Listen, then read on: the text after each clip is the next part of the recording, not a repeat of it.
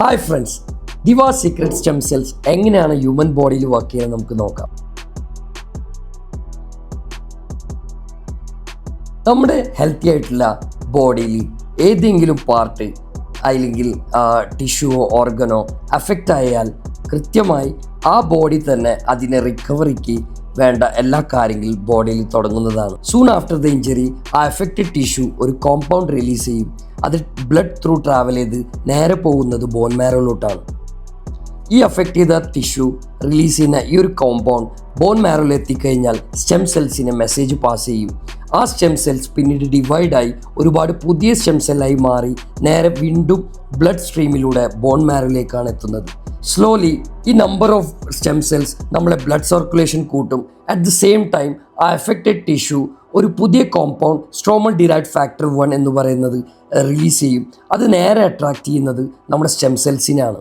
ആ stem cells പിന്നീട് നമ്മളെ ബ്ലഡ് സർക്കുലേഷനിലൂടെ കൃത്യമായിട്ട് ഈ ഒരു ഏരിയയിലേക്ക് എത്തുന്ന സമയത്ത് ആ എഫക്റ്റഡ് ആയിട്ടുള്ള ടിഷ്യൂവിൽ നിന്ന് ഡിറൈവ് ആയിട്ടുള്ള ഈ ഒരു കോമ്പൗണ്ടിൽ അവർ അട്രാക്റ്റ് ചെയ്യും.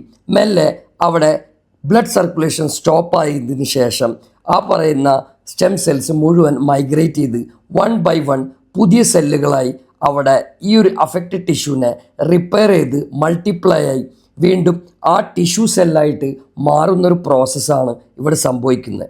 ആപ്ലിക്കേഷൻ പ്രോസസ് എന്നാണ് ഇതിനെ പറയുന്നത്. ഒരു സെല്ല് തന്നെ തൗസൻഡ്സ് ഓഫ് ടിഷ്യൂ സെൽസായിട്ട് മാറിക്കൊണ്ട് ആ ഒരു ഓർഗനെ പൂർണ്ണമായി അതിൻ്റെ ഒപ്റ്റിമൽ ഹെൽത്തിലേക്ക് നാച്ചുറൽ പ്രോസസ്സിലൂടെ തന്നെ എത്തിക്കുന്നതാണ് ഇതിൻ്റെ ഏറ്റവും വലിയ ബ്യൂട്ടി. ദിവ സീക്രട്ട് സ്റ്റെം സെൽ ഒരു നാച്ചുറൽ പ്രൊഡക്റ്റാണ്. സ്റ്റെം സെൽ എക്സ്ട്രാക്ട് ചെയ്തുകൊണ്ടാണ് ഈ ഒരു പ്രൊഡക്റ്റ് ക്രിയേറ്റ് ചെയ്തിട്ടുള്ളത്.